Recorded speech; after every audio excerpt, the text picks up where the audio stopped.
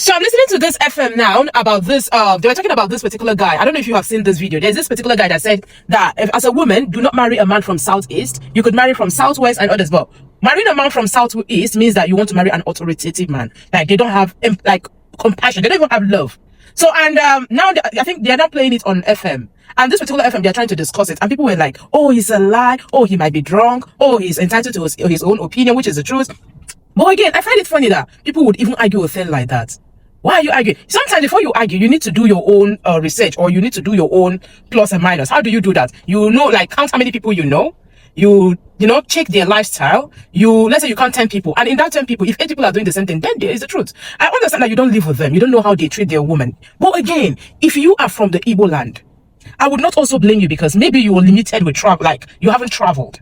You know, because this particular guy, he also said, I watched that video before I had it on the social media, on the FM now. This particular guy said, marry an Igbo boy born and brought up in the north, in the, you know, southwest, Yoruba land, you know. They understood what life is all about. Like, they understand that you're a human being and they want to treat you like a human.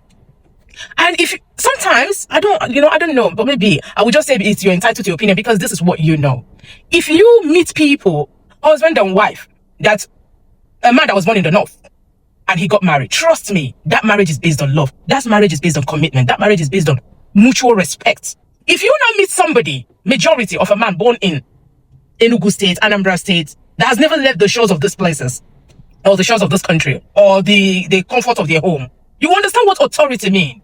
When they say somebody is authoritative, it's not like authoritative means that their word is law and order. You know, they don't send your papa, like, you don't matter.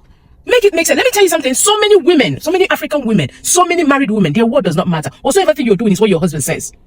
Even if your word is better, like your ideas are better, you can't even bring it to the table because your husband has a final say.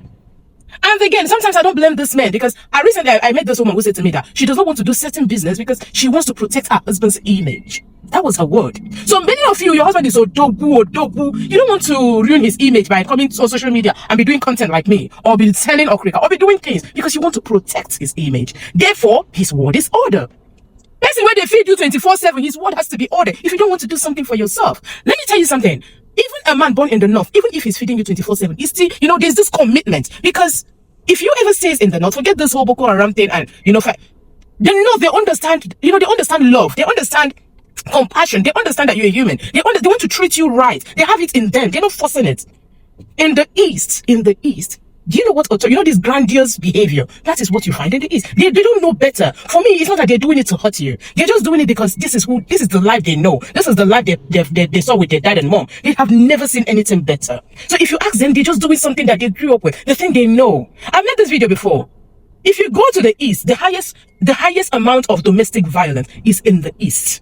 The highest amount of, like, a man feasting on a woman, not for East today, not even for Yoruba land. Yoruba people, they don't cheat their wife. They practice polygamy so well that they understand that if if this one don't work, they go carry another one. They're not, like, one thing with Yoruba people mostly is they are not really responsible for the responsibility. They shy away from responsibility. But the East, they don't shy away from responsibility. But when it comes to that authority, let's say because an Igbo man will not shy away from his responsibility, but again, that does not give him the privilege to be very authoritative. When I mean authoritative, it will give you buzz. So before you argue with this person, you need to know what he knows. Before you argue with people, you need to understand, try to find out what this person knows that you don't know. Honestly, and let me tell you something. Yes, I agree with this person. A man born in the Yoruba land can pamper their women, their children, better than a man born in Igbo land. Because, I don't know, for some reason, they know what love means. They know what the next person means. They see you as like, there's a woman. They don't see you just like, oh, you are a subordinate. They just see you as a fellow human that want to complement their life. An Igbo man born in Igbo land see you as somebody that came to eat his money. Came to eat my money. If you see a comment that some Igbo men are doing on social media, you will understand, be asking yourself, how do they even, what is this? Don't argue with people when you don't know what they know. I think that's the conclusion of this. Before you argue with anybody's ideology, make sure you try to find out what they know that you don't know.